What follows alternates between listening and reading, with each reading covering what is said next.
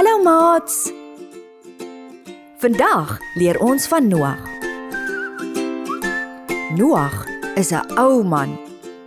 Hy bou 'n groot ark, want daar is 'n storm op pad. Die mense lag vir Noag en niemand wil hom glo nie. Dit neem baie lank om hierdie groot ark te bou. Noag nooi die diere en sy familie in. Dit reën en reën vir 40 dae en 40 nagte. Almal in die ark is veilig. Maar buite die ark is alles sopnat en verspoel. Uiteindelik hou die reën op. Noag, sy familie en die diere klim uit. Die wêreld is weer nuut en mooi. Hulle sien 'n pragtige reënboog as God se belofte.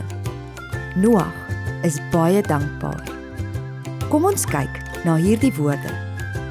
Noag, bou, diere, ark, reën, 40, reënboog, dankbaar.